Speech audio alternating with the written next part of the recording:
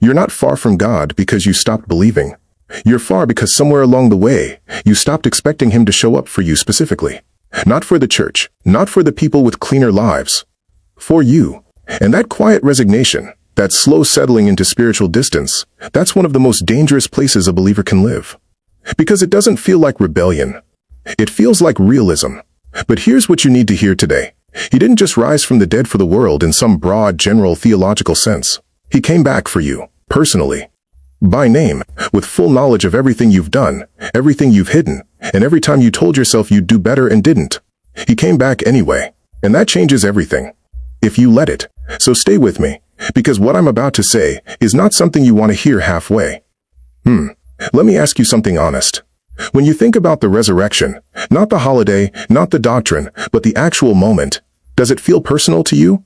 Or does it feel like something that happened a long time ago to other people?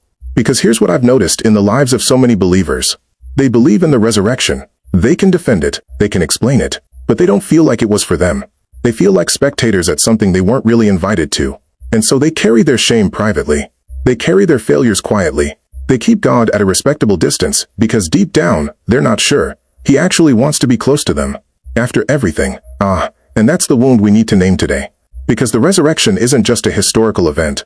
It's a statement. When Jesus walked out of that tomb, he wasn't just defeating death. He was coming back to people who had abandoned him. People who had denied him. People who had run. People who had doubted. People who had watched from a distance because they were ashamed of what they'd done. And he didn't come back with condemnation. He came back and said, "Peace be with you." Peace. Not judgment. Not a list. Not a review of everything you got wrong in the days leading up to this moment. Peace. Does that reach you? Because it should. But let me go deeper, because this is where most people disconnect, and I need you to stay. There's a specific person Jesus went back to. After the resurrection, before the ascension, before the upper room, he made a point, a deliberate, intentional point, to go back to someone most people would have left behind. Peter. Peter, who didn't just walk away during the trial. He cursed. He swore he didn't know him. 3 times, with heat and desperation and shame, he looked directly away from the person who had trusted him most.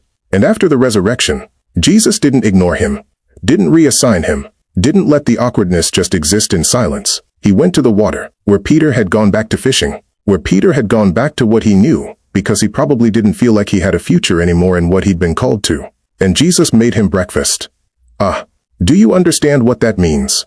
That's not theology. That's intimacy. That's the God of the universe, freshly risen, going to find the one who was most ashamed, and starting with something warm and ordinary and kind. He came back for Peter. He came back for you. Now be honest with me for a second. You've done your own version of going back to the water, haven't you? You've gone back to old habits, old thinking, old versions of yourself that felt safer than the vulnerability of actually walking with God again. Because when you've failed, especially when you've failed God repeatedly, going back to what you know feels less humiliating than trying again. And so you fish. You keep yourself busy. You stay functional. You go to church sometimes. Or you stream the sermon. Or you listen to the worship music.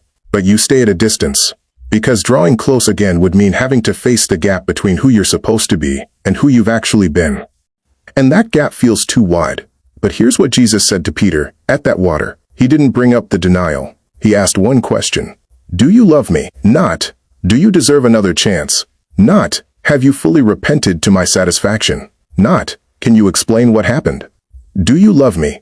Because love is where restoration begins. Not perfection, not a track record. Love. If this is reaching you right now, don't move. This is exactly the moment most people scroll past. They feel it, and then they run from it, because feeling it means having to do something with it.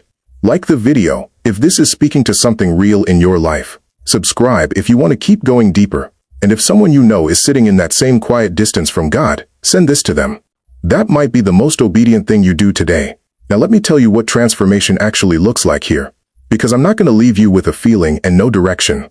Stop performing distance. That's the first thing. Stop acting like you're further gone than you are. Because that performance is protecting you from having to be vulnerable with God again. You're not too far. You've told yourself that story because it's easier than the risk of coming close and feeling like you failed again. But that story isn't true. Start returning, not dramatically, not with a grand gesture.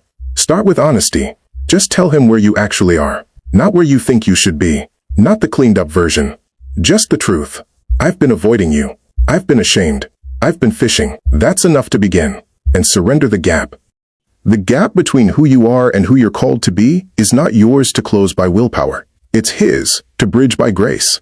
Your job is not to become worthy before you return. Your job is to return and let Him do what only He can do in the returning. Most people feel this moment, and they wait for a better version of themselves to show up first. Don't wait. Oh, there's something I want you to sit with before we close. After Jesus restored Peter at that water, He said something that didn't fully make sense until later. He said, "Follow me." The same words He said at the very beginning. Before Peter ever failed, before any of it, "Follow me." As if to say, the call hasn't changed. Your failure didn't cancel what I placed in you. What I started, I'm not abandoning. The only question is whether you'll come. That's the resurrection applied to your actual life. Not just an empty tomb in a story you read. A living God, standing at the edge of your ordinary day, at the water's edge of wherever you went back to, making space for you. Asking you one question. Not rehearsing what you did wrong. Not making you earn your way back into the narrative. Just, do you love me? Then come. So here's what I want you to do right now. Don't scroll. Don't move into the next thing yet. Just be still for a moment, and let this be real. Let the resurrection mean something specific to you today, not in the past tense, not as doctrine, but as a present invitation. He came back. Not for the faithful ones who stayed, for the ones who ran, for the ones who went back to fishing, for the ones who've been too ashamed to draw close, for the ones carrying something they haven't told anyone, not even God, because they're not sure. He still wants to hear it.